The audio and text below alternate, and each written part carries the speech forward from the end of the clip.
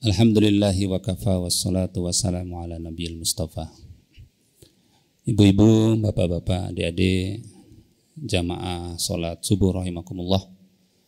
Alhamdulillah sampai saat ini kita masih diberi kesempatan, kesehatan, dan tentu saja insya Allah keimanan yang ini semuanya harus kita syukuri dengan terus menghimpun berbagai amal soleh, lebih-lebih di bulan Ramadan yang penuh kemuliaan, penuh keberkahan ini.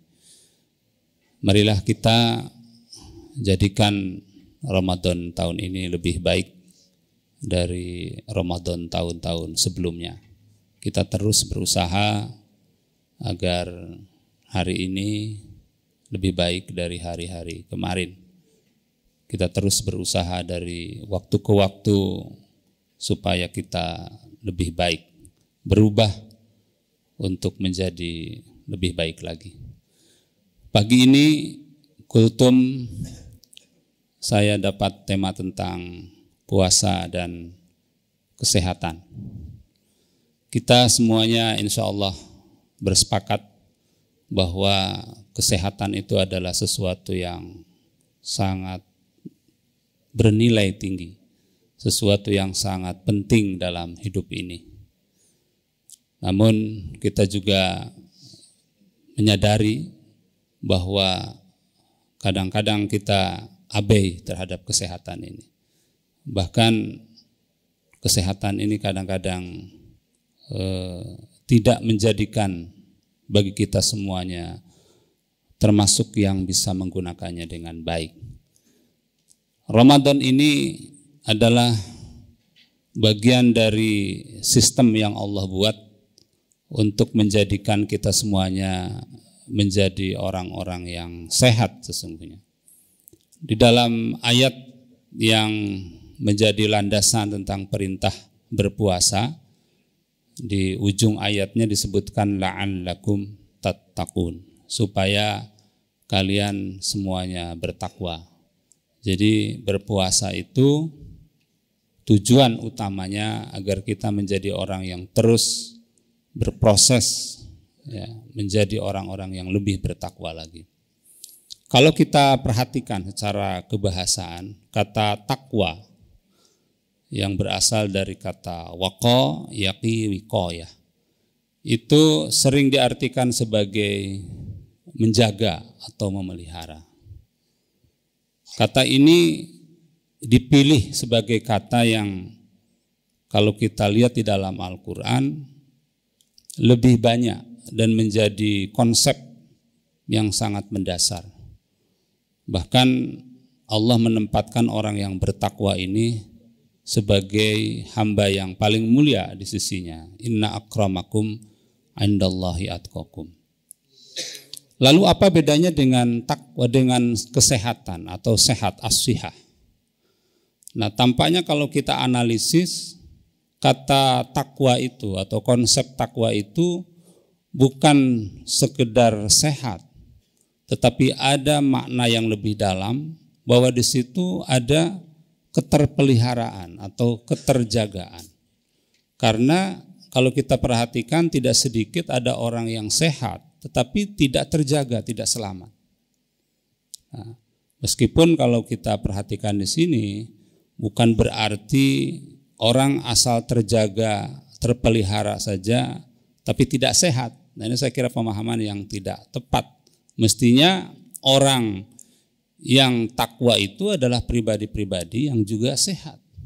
Sehat dalam pengertian yang sesungguhnya. Sehat bukan saja sehat secara jasmani atau fisiknya, tapi juga sehat secara rohani, sehat secara mental misalnya. Nah, puasa, sistem puasa ini Allah ciptakan dan Rasulullah contohkan, tuntunkan ini menjadi satu ritual atau proses yang insya Allah akan menjadikan kita sebagai orang-orang yang takwa, orang-orang yang terpelihara, orang-orang yang sehat sesungguhnya. Jadi Bapak Ibu sekalian rahimakumullah, kita harus meyakini betul bahwa melalui puasa ini kita akan menjadi orang-orang yang sehat, orang-orang yang takwa. Nah, ini keyakinan ini sangat penting. Maka ayat yang pertama itu yang Allah ingatkan, Allah tegaskan, himbau itu adalah takwanya. Ya ayyuhalladzina amanu.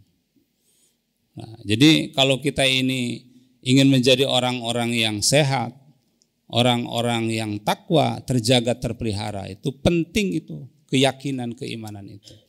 Dan ini berkaitan dengan persoalan mentalitas, Bapak-Ibu sekalian.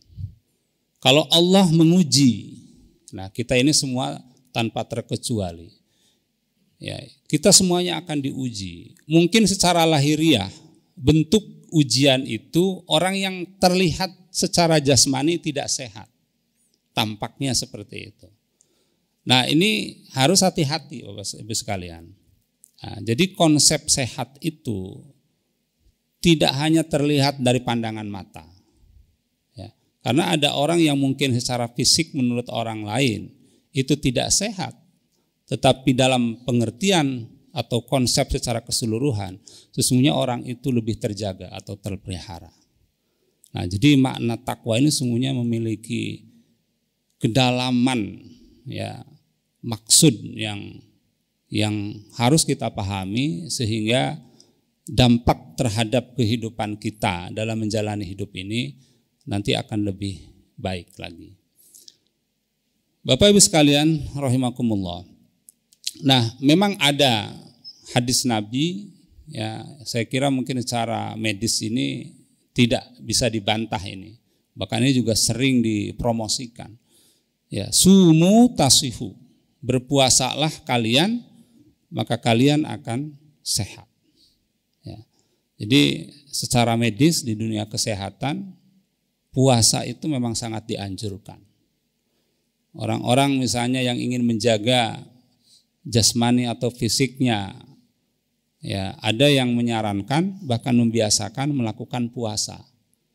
Banyak sekarang mungkin motivasinya itu untuk kecantikan, untuk kebugaran, apalagi mungkin pola makan yang kadang-kadang tidak terkendali sehingga mengalami kegemukan atau obesitas.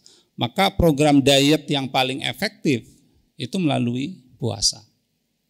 Nah tentu kita memaknai puasa itu bukan sebatas kesehatan fisik tadi, bukan hanya sekedar kesehatan dan kebugaran jasmani, tapi puasa itu punya dimensi spiritual. Ya, ada kesehatan rohani, ruhiyah yang sangat penting.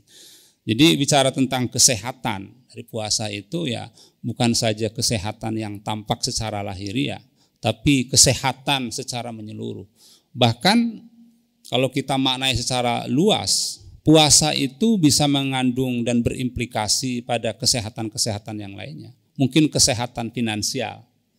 Dengan puasa dia bisa mengendalikan bagaimana pola hidup yang senang berbelanja atau boros. Nah dia dikendalikan lewat puasa. Puasa itu kan al-imsak, menahan. Ya, puasa dari berbicara. Mungkin kalau tidak berpuasa dia begitu mudah untuk berkata, apalagi mungkin mengata-ngatai, memarah-marahi, tidak terkendali lisannya.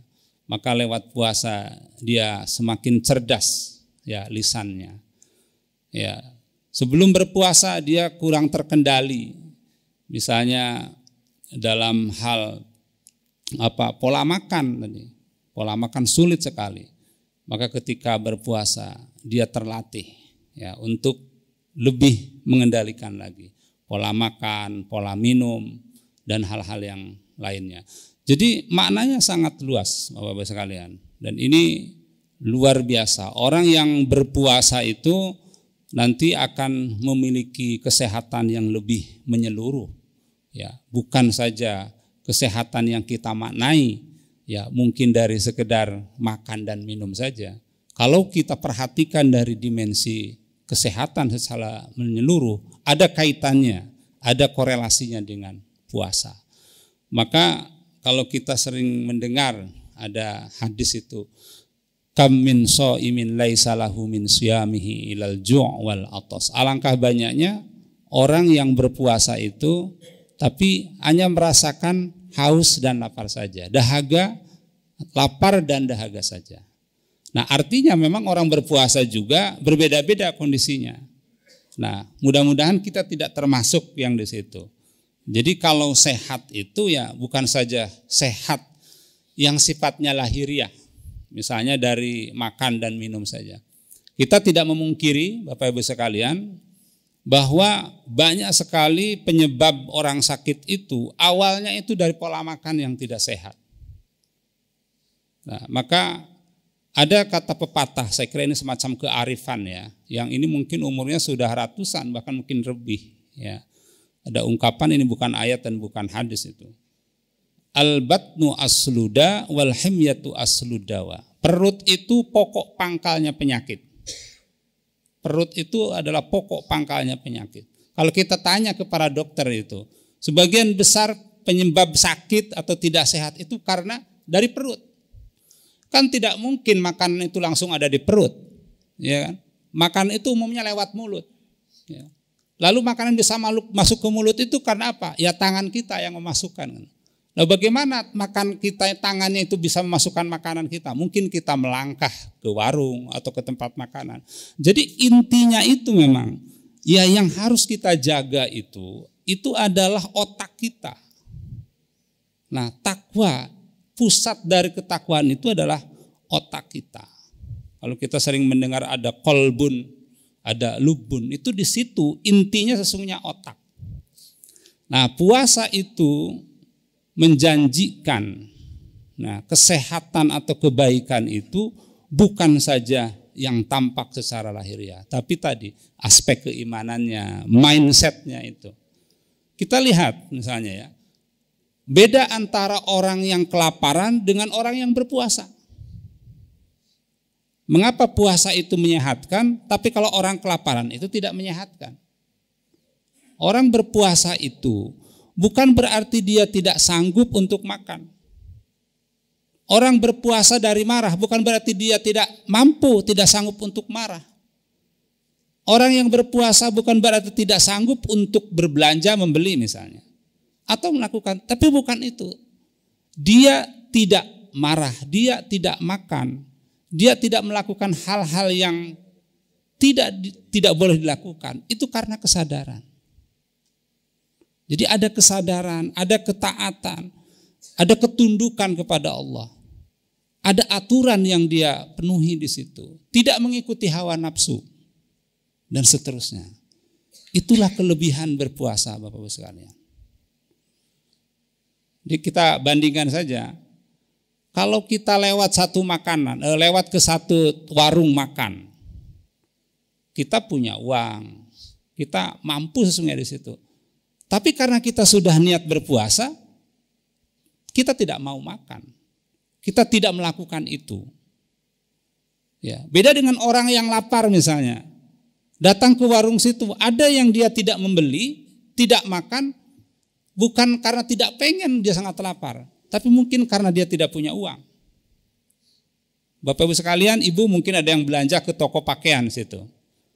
Kalau kita niatnya misalnya tidak membeli karena kita tidak perlu, kita mungkin mendahulukan yang lain, maka kita tidak membeli pakaian itu.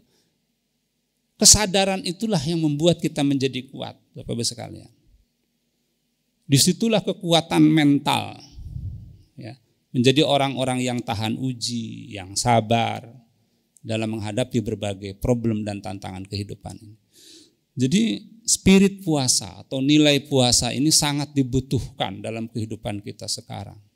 Jadi tidak hanya dari makanan atau minuman, banyak kehidupan kita. Mungkin ya, kalau kita perhatikan, banyak di antara kaula muda, bahkan mungkin tidak terkecuali kita semua, itu kadang-kadang kita tidak bisa mengendalikan ya aktivitas kita. Misalnya sekarang ini yang hampir tidak bisa lepas dari tiap orang itu adalah mengendalikan handphone kita. Nah, ada saatnya kita harus sholat, ada saatnya kita harus melakukan aktivitas yang lain yang tidak memegang handphone.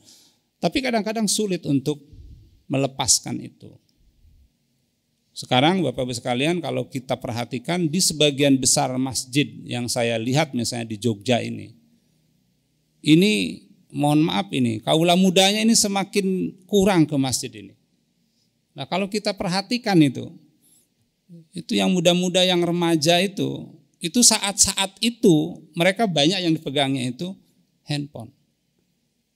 Mari semangat puasa ini ya kita terapkan dalam kehidupan, termasuk tadi dalam hal mengendalikan misalnya mengelola waktu kita, kegiatan kita dengan handphone misalnya. Ini yang real zaman sekarang.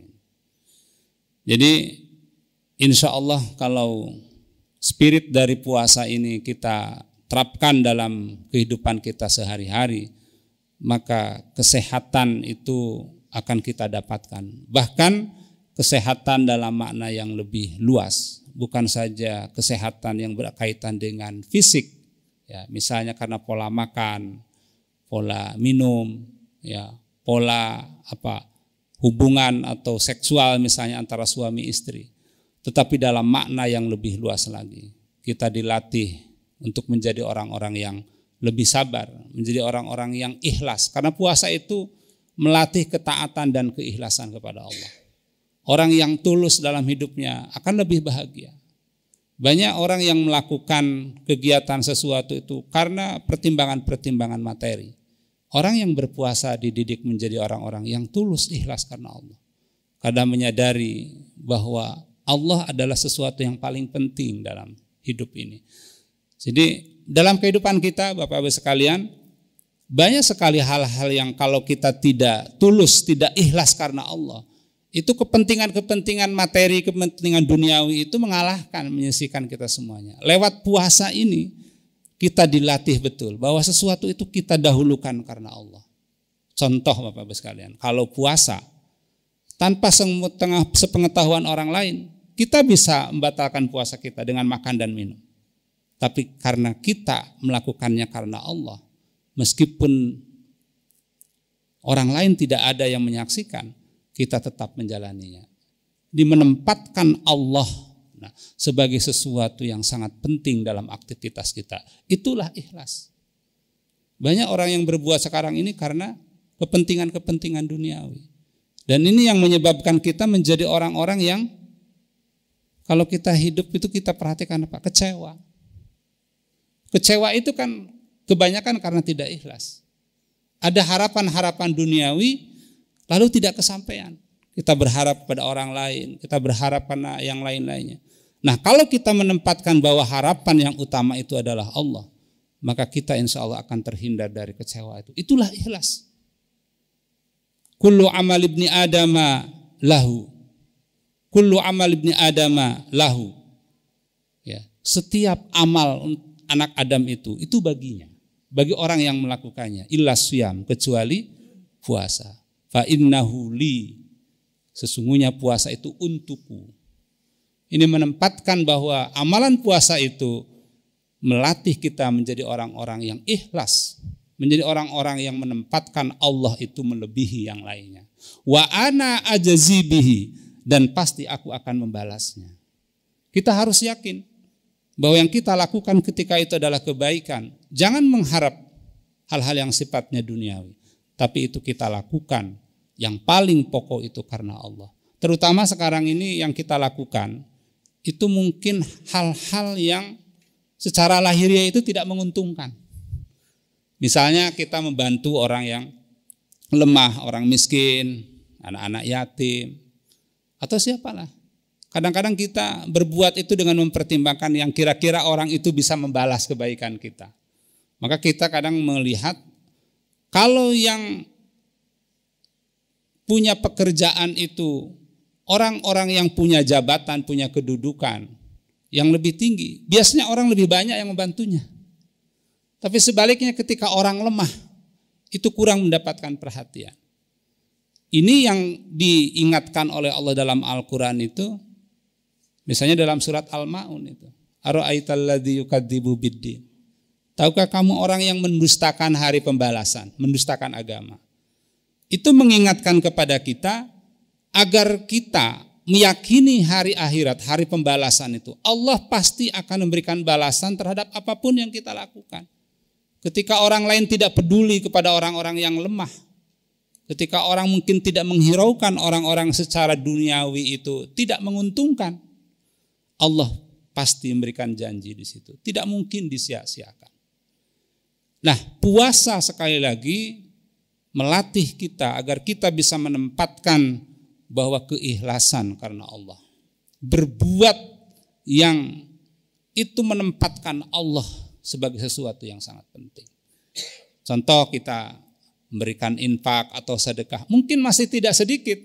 Kalau kita mau memberi besar bantuan itu ketika diumumkan atau ketika ingin diketahui orang lain, maka Allah tidak akan menyia-nyiakan siapapun yang melakukan dengan keikhlasan, sabar, jujur, dan nilai-nilai yang lainnya yang merupakan kecerdasan mental, kesehatan mental dalam kehidupan ini akan banyak kita proses, akan kita banyak dapatkan dalam ritual puasa.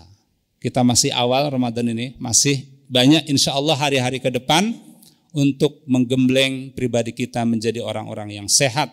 Sehat secara jasmani, dan yang lebih penting lagi, lebih utama lagi, kesehatan mental spiritual yang itu perlu kita mendapatkan perhatian agar hidup kita lebih bermakna, agar hidup kita lebih bahagia, bukan saja kehidupan di dunia yang fana, yang sementara ini, tapi insya Allah akan menuju kepada kehidupan yang kekal abadi. Ada pertanyaan? Tidak ada kultumnya. Nah, kultumnya bukan 70 menit ya. Nah, mungkin Bapak Ibu sekalian, ada itu saja yang dapat saya sampaikan. Nah, jadi saya bukan ahli dalam bidang medis ya, jadi tidak cerita bagaimana puasa itu memberikan pengaruh atau dampak terhadap pemulihan dan pergantian sel-sel dalam tubuh kita. Saya kira itu nanti wilayah yang ahli di situ. Tapi kita harus yakin bahwa puasa itu akan membuat kita menjadi orang yang sehat, terutama mentalnya dulu. Nanti kalau mentalnya sudah bagus, otomatis nanti jasmaninya juga akan sehat. Karena kita yakin bahwa makanan ini sangat dibutuhkan, minuman ini sangat dibutuhkan dalam hidup kita, dan hal-hal yang lain yang kita butuhkan bukan saja jasmani atau rohani. Maka puasa ini melatih kita agar menjadi orang-orang yang bisa memanage apa yang kita butuhkan.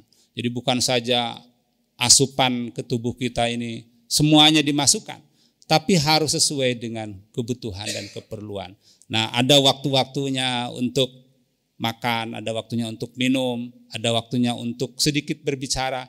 Nah, puasa ini melatih kita menjadi orang-orang yang tertata dalam hidup.